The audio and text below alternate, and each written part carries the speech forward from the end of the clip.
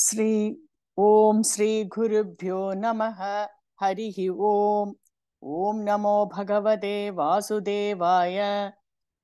ओम श्री कृष्णाय परब्रह्मणे नमः।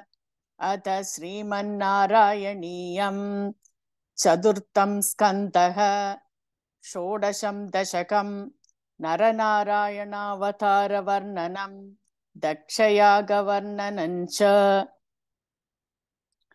दक्षो विरिञ्चतनयोऽथ मनोस्तनूजां लब्ध्वा प्रसूतिमिह षोडश चापकन्याः।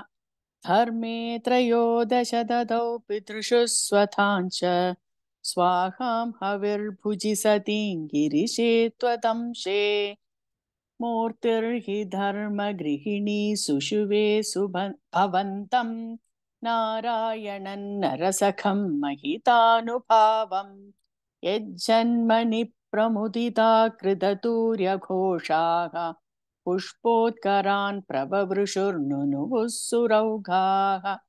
दैत्यं सहस्रकवचं कवचैः परीतं साहस्रवत्सरतपः समराभिलव्यैः पर्यायनिर्मिततपः समरौ भवन्तौ शिष्टैककङ्कणममुन्यगतां सलीलम् अन्वाचरन्नुपदिशन्नपि मोक्षधर्मं त्वं भ्रातृमान् भतरिकाश्रममध्यवासीः। शक्रोधते शमतपोपल निस्सहात्मा दिव्याङ्कना परिवृतं प्रजिघायमारं कामो वसन्तमलयानिलबन्धुशाली कान्ताकटाक्षविशिखैर्विकसद्विलासैः भिद्यन्मुहुर्मुहुरकम्पमुदीक्ष्य च त्वां भीतस्त्वयाथ जगते मृदुहासभाजा। भीत्यालमङ्गज वसन्तसुराङ्कनावः मन्मानसन्द्विगजुषद्वमिति ब्रुवाणः। त्वौ विस्मयेन परितस्तुवदा मदैषां प्रादर्शयस्व परिचारककातराक्षीः। सम्मोहनाय मिलिता मदनाथयस्ते त्वद्दासिका परिमलैः किल मोहमापुः। तत्तान् त्वया च जगृहुस्त्रपयैव सर्वस्वर्वासि गर्वशमनीन् पुनरुर्वशीं तां दृष्ट्वोर्वशीं तव कथाञ्च निशम्य शक्रः पर्याकुलो झनिभवन् महिमामर्षात्। एवं प्रशान्तरमणीयधरावतारात् त्वत्तोऽधिको भरतकृष्णतनुस्त्वमेव। तक्षस्तु धातुरतिलालनया रजोऽन्तः नात्यादृतस्त्वयि च कष्टमशान्तिरासीत्। येनौ व्यरुन्धस भवत्तनुमेव शर्वं यज्ञे च वैरपिशुने स्वसुताव्यमानीत्। क्रुद्धेशमर्दितमगः सतु कृत्तशीर्षः देवप्रसादितहराधदलब्धजीवः। त्वत्पूरितक्रदुवरः पुनरापशान्तिं सत्वं प्रशान्तिकर पाहि मरुत्पुरेश। इति श्रीमन्नारायणीये नरनारायणावतारवर्णनं दक्षयागवर्णनं चेति षोडशं दशकं समाप्तम्। नारायणाखिलगुरो भगवन्नमस्ते। नारायणाखिलगुरो भगवन्नमस्ते। अथ सप्तदशं दशकं ध्रुवचरितवर्णनम्।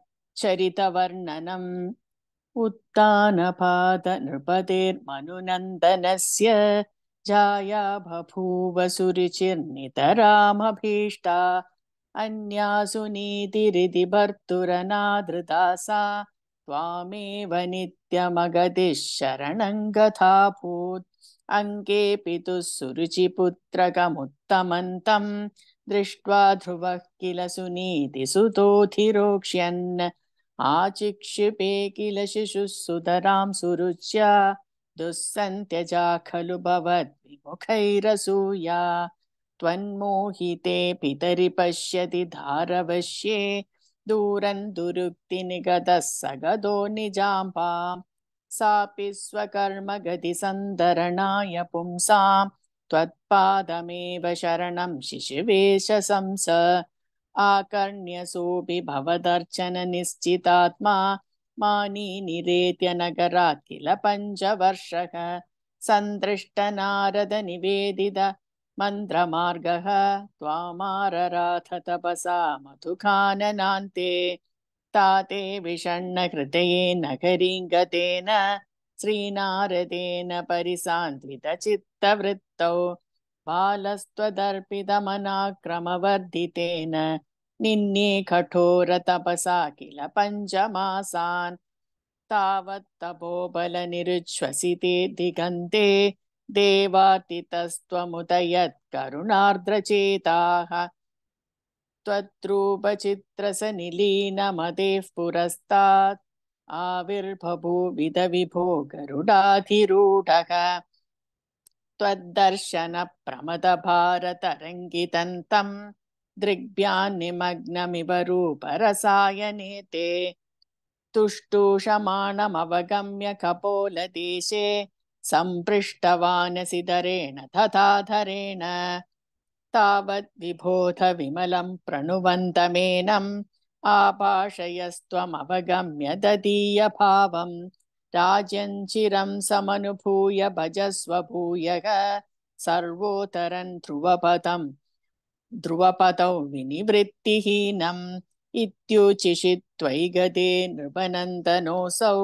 आनन्दिता किल जनो नगरीमुपेत रेमे चिरं भवदनुग्रहपूर्णकामः ताते गते च वनमादृतराज्यभारः यक्षेण देव निहते पुनरुत्तमेऽस्मिन् यक्षैः स युद्धनिरतो विरतो मनुक्त्या शान्त्या प्रसन्नहृदया धनदादुपेतात् त्वद्भक्तिमेव सुदृढामवृणोन्महात्मा अन्ते भवत्पुरुषनीतविमानयातः मात्रा समं ध्रुवपदे मुदितोऽयमास्ते एवं स्वभृत्य जनपालनलोलधीस्त्वं वातालयाधिपनिरुन्ति ममामयौघान् इति श्रीमन्नारायणीये ध्रुवचरितवर्णनं नाम 17 दशकं समाप्तम्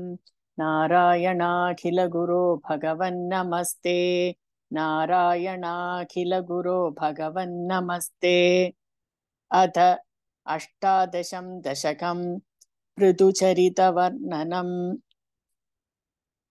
जातस्य ध्रुवकुल एव तुङ्गकीर्तेः अङ्गस्य व्यजनितुस्तत्सवेन नाम तद्दोषव्यदितमतिः स राजवर्यः त्वत्पादे निहितमनावनं गतोऽभूत् पापेऽपि क्षितितलपालनाय वेनः पौराद्यैरुपनिहितः कठोरवीर्यः सर्वेभ्यो निजबलमेव सम्प्रशंसन् भूचक्रे तव यजनान्ययन्यरौसीत् सम्प्राप्ते हितकथनाय तापसौखे मत्तोऽन्यो भुवनपतिर्न कश्चनीति त्वन्निन्दावचनपरो मुनीश्वरैस्तैः शाभाग्नौ शलभदशामनायिवेनः तन्नाशात् खलजनभीरुकैर्मुनीन्द्रैः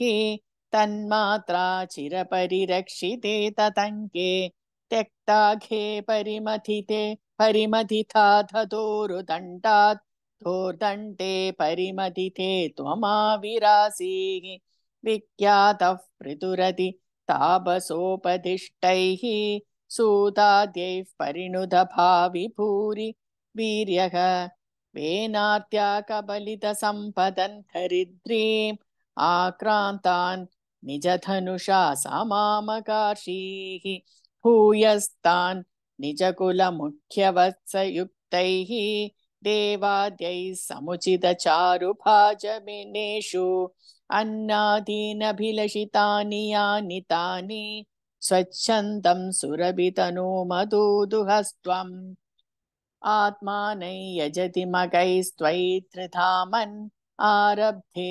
शततमवाजिमेधयागे स्पर्धालुशतमक एत्यनीचवेषः कृत्वाश्वन्तव तनयात् पराजितोऽभूत् देवेन्द्रं मुहुरिति वाजिनं हरन्दं वह्नौ तं मुनिवरमण्डले जुगूषौ रुन्धाने कमलभवे क्रतो समाप्तौ साक्षात् त्वं मधुरिपुमैक्षता स्वयं स्वं तद्दत्तौ वरमुपलभ्य भक्तिमेकां गङ्गान्ते विहितपदः कथापि देव सत्रस्थं मुनिनिवहं हितानि संशन् ऐक्षिष्टाः सनकमुखान् मुनीन् पुरस्तात् विज्ञानं सनकमुखो दधीन् दधानः स्वात्मानं स्वयमघमो वनान्तसेवी तत्तादृक्पृथुवपुरीश सत्वरं मे रोगौघं प्रशमय वातगे गवासिन् इति श्रीमन्नारायणीये पृथुचरितवर्णनं नाम 18 दशकं समाप्तम्।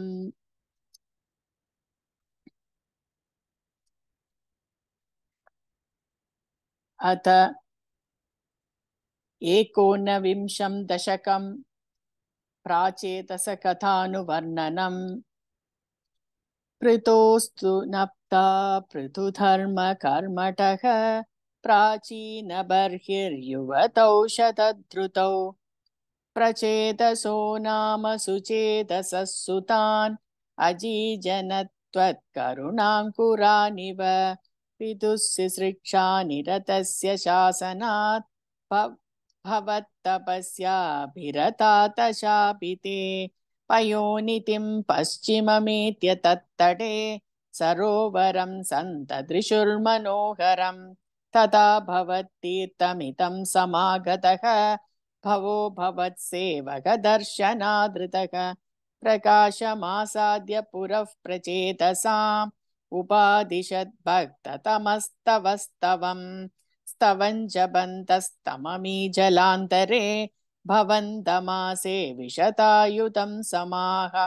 भवत्सुखास्वादरसादमीश्वियान् बभूव कालो ध्रुववन्न शीघ्रता तपोभिरेषामतिमात्रवर्धिभिः स यज्ञहिंसा निरतोऽपि पावितः पितापि तेषां गृहयातनारतप्रदर्शितात्मा भवदात्मताययौ कृपाफलेनैव पुरः प्रचेतसां प्रकाशमागाः पदगेन्द्रवाहनः विराजिचक्रादिभरायुधांशुभिः भुजाभिरष्टाभिरुदञ्चितद्युतिः प्राचेतसां तावदयाचतामपि त्वमेव कारुण्यभरात्परानताः भवद्विचिन्तापि शिवाय देहिनां भवद्वसो रुद्रनुतिश्च कामता अवाप्य कान्तान् तनयां महीरुहां